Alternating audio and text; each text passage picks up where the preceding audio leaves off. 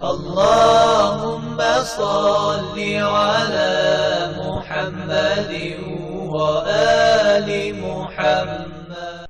A'udhu billahi minash shaitanir rajim. Bismillahir rahmanir rahim. En el nombre de Dios el clemente, el misericordioso, la paz de Dios sea con todos sus profetas, desde Adán hasta Muhammad, salawatullah wa salamu alayhim ajma'in. Quedan dos últimos obstáculos en esta lección acerca de los obstáculos del camino de Dios.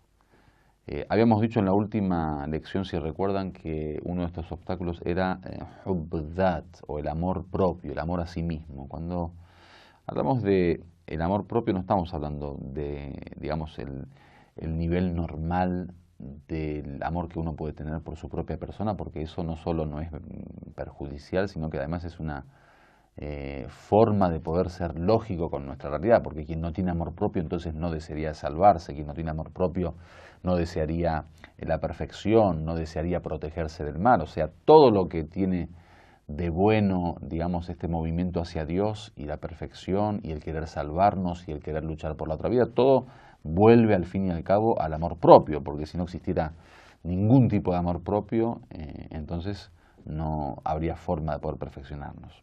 Lo que estoy hablando del amor propio es el amor propio negativo, que tiene que ver con esto de fomentar el ego y de fortalecer ese amor propio simplemente porque es, digamos, está referido al individuo, o sea, porque soy yo, entonces tengo preferencia, porque soy yo, o sea, como hemos hablado aquel momento cuando se habló del egoísmo y cuando se habló del fanatismo y se habían hablado estos temas que tenían que ver con el amor a una raza determinada, porque es mi raza, a un país determinado, porque es mi país, ese tipo de amor propio es el negativo. Uno tiene que tratar de, digamos, dejar de lado el amor propio por el amor a Dios, por ejemplo, en el Islam, que aparece mucho en los hadices, al-hubbu fillah, el amar por Dios. Hasta lo que uno ama como algo personal, como una esposa, como un hijo, como un padre, hasta la patria, cualquier tipo de amor.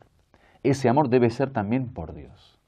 O sea, amarlo, sí, uno lo ama, pero por Dios, en el camino de Dios.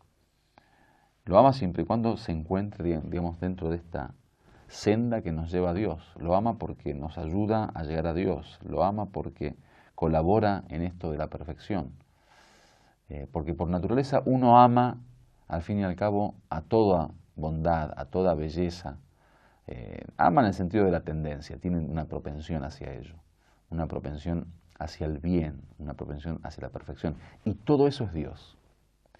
Si hablamos místicamente, Dios se manifiesta en toda bondad y en toda belleza y en toda verdad y en toda perfección. Por eso los místicos muchas veces hablan de lo que le llaman el amor virtual. Uno lo que ama en realidad lo ama porque es la forma en que Dios se vistió o se manifestó. Pero uno finalmente está amando a la verdadera perfección. Por eso el amor es ilimitado. Uno ama lo ilimitado generalmente, ¿no? Si ama el dinero, quiere dinero ilimitado. Si ama la vida, quiere vida ilimitada. Si ama la salud, quiere salud ilimitada. O sea, todo ilimitado. Entonces, es, digamos, necesario que el ser humano, cada uno de sus comportamientos, de sus acciones, de su conducta, se base en algo que relaciona esa conducta a Dios. Eso es amar por Dios. ¿Cómo? Porque sé que la comida me permite desarrollar mi cuerpo.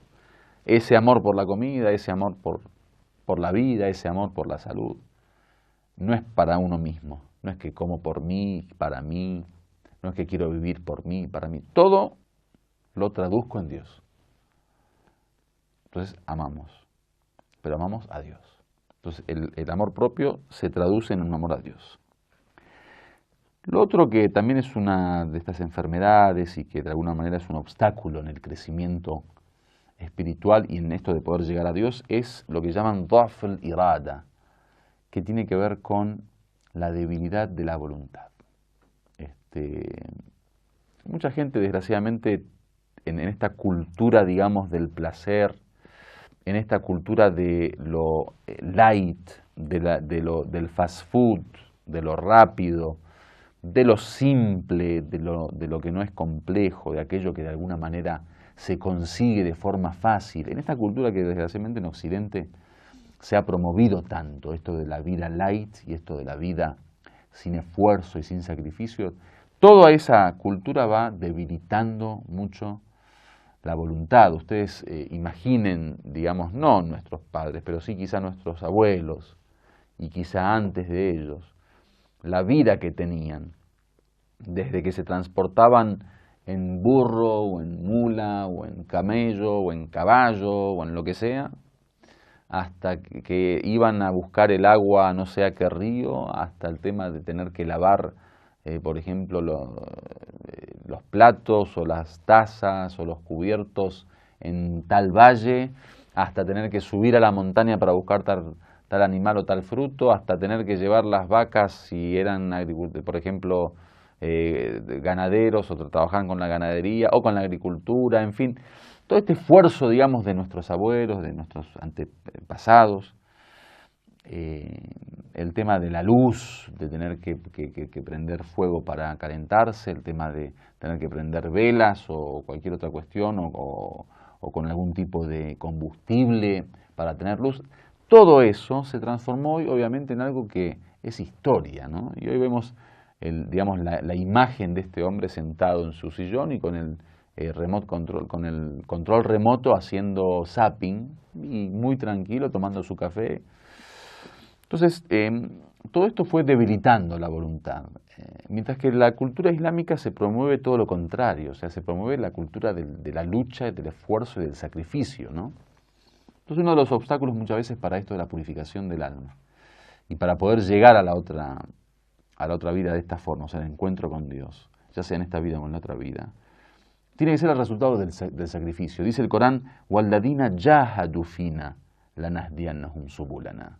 Es decir, aquellos que luchan por nosotros, aquellos que se esfuerzan por nosotros, los guiaremos por nuestros caminos o nuestras sendas. Entonces, esto de que muchas veces uno tiene la imagen de que uno tiene que tener una vida tranquila, de que uno, digamos, trata de vivir relajado, o por ejemplo, todo el mundo está esperando la jubilación para poder ya descansar y dejar de trabajar, todo el mundo está esperando sacarse la grande para ya poder vivir de vacaciones, o todo el mundo durante el año espera las vacaciones para poder descansar y relajarse, o durante la semana esperar el fin de semana para poder estar. Eso está bien en un digamos, sentido de normalidad y equilibrio, ¿no? Que uno, bueno, obviamente después de una semana de trabajo quiere descansar, es correcto, y eso lo aprueba el Islam y lo acepta, y se debe hacer así porque el descanso es parte de la vida del hombre. Pero esto de que se transforme en una cultura, o sea que el descanso es más importante que el trabajo, que lo que se disfruta en los 2 días de fin de semana sea mayor el placer que lo que se disfruta en el trabajo, o que nuestra mentalidad se base en que tenemos que vivir para descansar, o tratar de descansar lo más, digamos, el mayor tiempo posible, eso es un error. El creyente no, el creyente es una persona de esfuerzo, de sacrificio, es una persona de trabajo y una persona que constantemente está tratando de desarrollarse y perfeccionarse, y es por eso que tiene que ser responsable y tiene que cumplir con sus obligaciones, con sus deberes, y eso además no nos queda otra, porque es lo único que nos perfecciona, lo único que nos puede perfeccionar. Entonces, otro de estos obstáculos justamente es eso, tener una voluntad débil, que obviamente se fortalece justamente a través del trabajo y el esfuerzo, el sacrificio. Walhamdulillah Rabbil Alamin.